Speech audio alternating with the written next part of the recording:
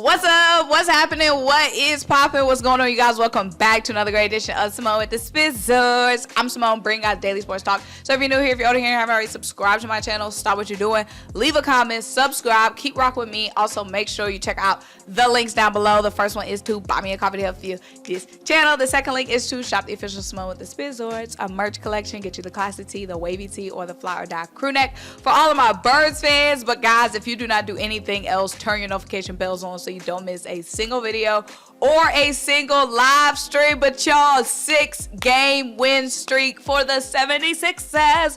Let's take this 6-game win streak to a 7-game win streak. We do not play again until Saturday night versus the Nuggets. It's NBA rivalry week, and y'all, we kicked it off really. I think this was the first game of the rivalry week. I think it is. We kicked it off popping tonight versus the Nets. A really good game. It got kind of dry around the third, fourth quarter, early in the third, and like midway through the third, early in the fourth when we were pulling away.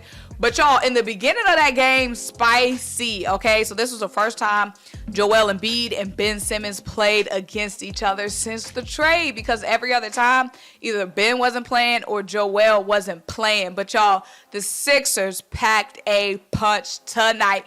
Let's talk about it. So first of all, y'all, the game was super spicy in the beginning, as we know, because it's not even just Ben's like little beef with the Sixers and our beef with Ben. Is also because a lot of our former players are on the Nets. Seth Curry's on the Nets. Well, Andre Drummond was there, but he's gone now. But James Harden and Kyrie Irving was playing together on the Nets.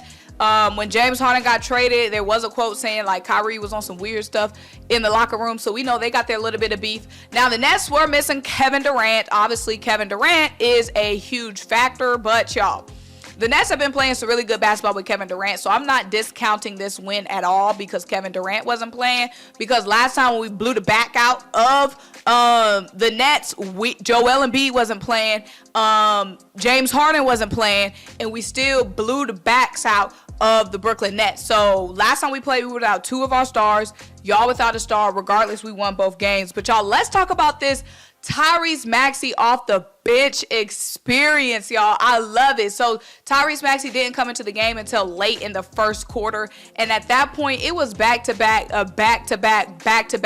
They was killing us in the paint. We were killing them from three, y'all. D'Anthony Melton was going off early.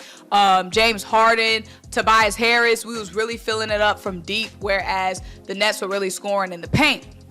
But y'all, when TYRESE Maxey came into the game, TYRESE Maxey just brought that super six-man spark off the bench that we've been talking about. A lot of y'all were saying before TYRESE Maxey came back that y'all didn't want TYRESE Maxey coming off of the bench, but you can see just how this lineup with D'Anthony Melton and James Harden in the starting lineup works so well, and then TYRESE Maxey coming in as that six-man, as that energy. So TYRESE Maxey off the bench tonight, he had 27 points off the bench, 3 rebounds total, 5 assists, 2 steals.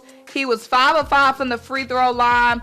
He was 6 of 9 from 3, shooting 66.7 from 3. Of course, that mid-range was cooking, and he shot 57% overall. But that energy, that spark plug that he brings off the bench is just incredible. I'm really liking this TYRESE Maxey off the bench experience.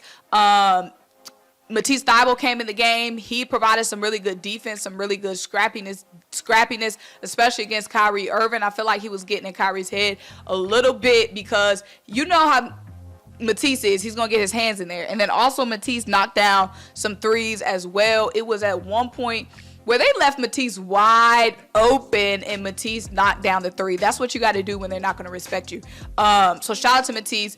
Not really impressed again tonight with PJ Tucker. I feel like we should be getting way more production from PJ Tucker that we just haven't been getting. I'm trying to get the box score back. But y'all, when we were really started to pull away in the third quarter, we really started to pull away. Our role players were just producing so much better than the Nets others. Like Kyrie Irving was doing his, but the guys around him just started to get cold. Royce O'Neal started to get a little cold. Nick Claxton was struggling against Joel Embiid. Their others just started breaking down in the third quarter. Seth Curry came off the bench, and he provided a lot for the Nets.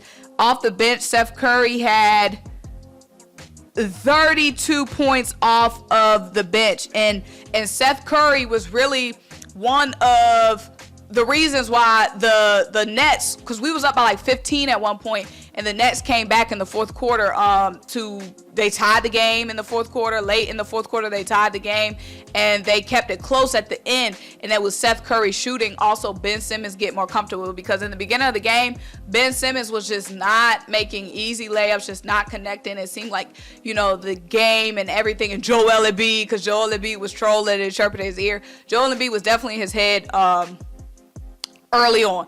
But Ben Simmons settled in offensively late into the game. So Ben Simmons settling in offensively late, and Seth Curry providing all that production off the bench, shooting lights out like we know he does. That kept the Nets in this game. But overall, I'm super satisfied from the Sixers tonight. It was a long game, y'all, because it was so many technical fouls early, so many fouls early. We know these two teams are heated and have a lot of beef, have a lot of storylines between these two teams. But y'all, the Sixers are on a 6-game winning streak, okay? 6 game streak for the Sixers. But let's talk about the standings, y'all, because the Celtics have been dropping some games.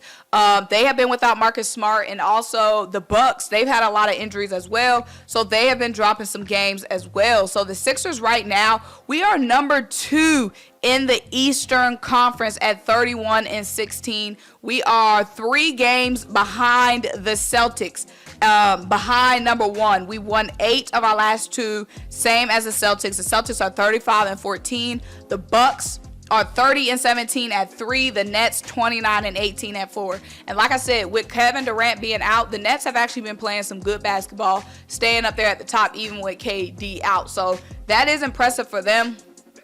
The Cavs are at number 5, 29-20. And then the Heat are 6, 27-22. The Heat have been heating up literally and starting to accumulate some wins. But y'all, with the trade deadline coming up February 9th, I haven't been hearing a lot of trade buzz. Not even just with the Sixers, but overall in the league. I really haven't been hearing a lot of buzz. And I think it's because all these teams, it's so close.